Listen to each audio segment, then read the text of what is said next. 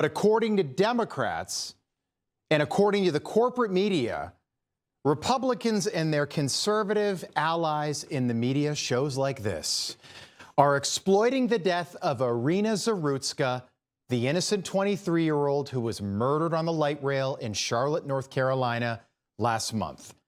But I don't think that's what we're doing. In fact, we don't think that's even close to what's really going on here. In Chicago this weekend, 7 more people were killed, and we aren't celebrating the fact that that happened. Like so many Americans, we're just wondering why. Why the bloated governor of Illinois won't admit there's a problem in Chicago. Donald Trump posting on Truth Social, 7 people were murdered in Chicago this weekend, meaning that over the past several weeks, 50 people have been killed. And Governor Pritzker just said he doesn't want the federal government to help. Why? What is wrong with this guy? And we think that's at least a reasonable question at this point. Back to Charlotte. More of that video coming out today. Gut-wrenching. 23-year-old Ukrainian refugee Irina Zarutska slaughtered by a man named DeCarlos Brown on a train by someone who never should have been on that train. DeCarlos Brown had been arrested at least 14 times before. Here are his 14 separate mugshots. Think about that. And after he was released from prison early in 2020, he was diagnosed formally with schizophrenia. But if you are a Democrat, these are the people that you want wandering the streets of your city, people like this. DeCarlos Brown has been charged with crimes no fewer than 14 times, dating back to 2011, including for armed robbery, felony larceny, breaking and entering, and shoplifting. Brown had previously served 5 years in prison for a robbery with a deadly weapon charge, and he had also forfeited bonds 3 different times, twice in 2014 and once in 2023. Despite all of this past documented criminal history, when Brown was arrested yet again in January of this past year, a Democrat judge, who I will add was a strong supporter of former Vice President Kamala Harris, released this insane criminal once again without requiring him to pay any bail. He simply had to sign a written promise to return for his court hearing. Yeah, he didn't do that. DeCarlos Brown never should have been on that train, and this ebbs on crazy. But according to Democrats and the corporate media, this is another case being used by those evil MAGA Republicans to push their anti-crime agenda, like somehow being against crime is a bad thing in this country. Horrific new video of a Ukrainian refugee's murder caught on camera. It is absolutely horrific. Trump is now seizing on this to push his nationwide crackdown. That is insane. If my producer told me to do that, I wouldn't read the copy. That's how crazy that is. But if you work at CNN, you read it and you lie. The media are so upset that there are cameras out there on the streets as well. Cameras on the streets, in stores, on trains.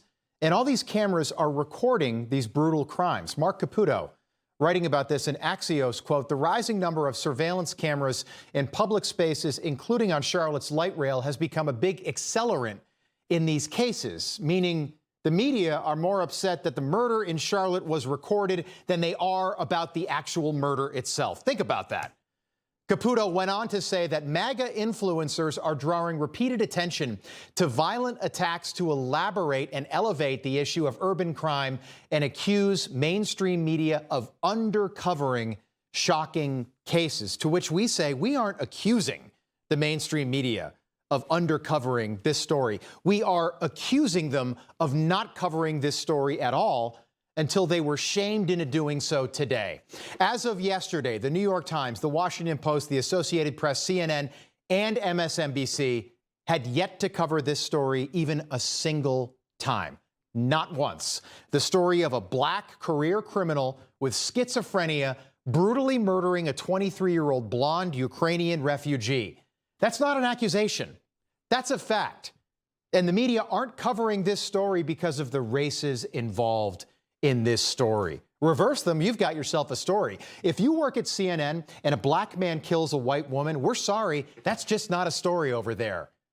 It's also bizarre that Democrats, of all people, have suddenly abandoned a Ukrainian refugee. We thought Democrats loved Ukraine. I seem to remember Democrats waving the Ukrainian flag after we passed yet another spending bill, sending billions of dollars to Ukraine to stop Ukrainians from being killed.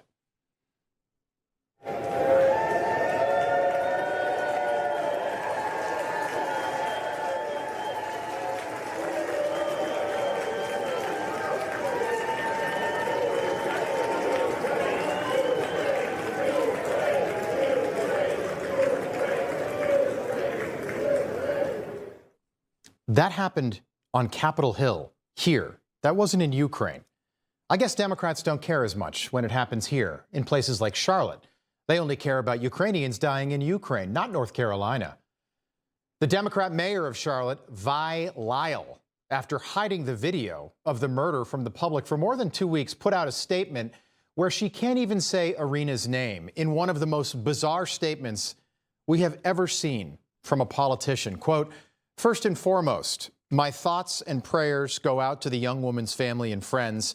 This is a tragic situation that sheds light on problems with society and safety nets related to mental health care and the systems that should be in place.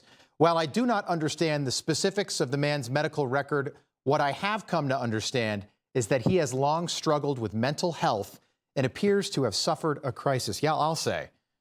This was the unfortunate and tragic outcome. Charlotte is by and large a safe city, but tragic incidents like these should force us to look at what we are doing across our community to address root causes. We will never arrest our way out of issues such as homelessness and mental health. I want to be clear. I am not villainizing those who struggle with their mental health or those who are unhoused. Also, those who are unhoused are more frequently the victim of crimes and not the perpetrators. And we as a community must do better for those members of our community who need our help and have no place to go. Give me a break. This woman doesn't want to villainize the killer. We can't arrest our way out of the problem. Actually, we can.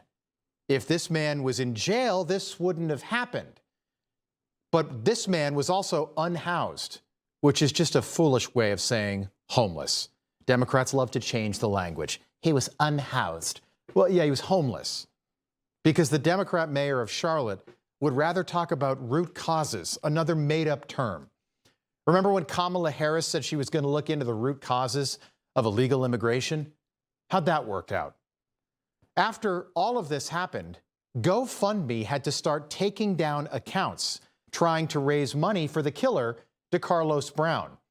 One account's stated mission was that while what happened on the Blue Line was a tragedy, what we must not lose sight of is the fact that DeCarlos Brown was failed by the judicial system and the mental health services of North Carolina, and as such is not to blame for what happened, and people were actually donating money to that GoFundMe page.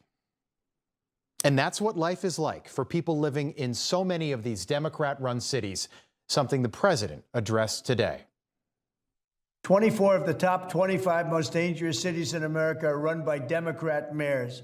50 people were murdered in Chicago in recent weeks, with hundreds being shot. And it's time to stop this madness. The people of our country need to insist on protection, safety, law, and order. Law and order is not a MAGA talking point. Law and order isn't something you should only hear about on conservative media. People like DeCarlos Brown should not be wandering the streets waiting to kill innocent people like Irina. He should be in a mental institution. Maybe he can work out the root causes there instead of being on the light rail in Charlotte. And that shouldn't be controversial to say. Irina Zarutska came to America for a better life from Ukraine.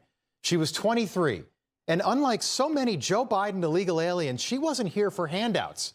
She was working an honest job at a pizza place in Charlotte. A pizza place, by the way, that absolutely loved her.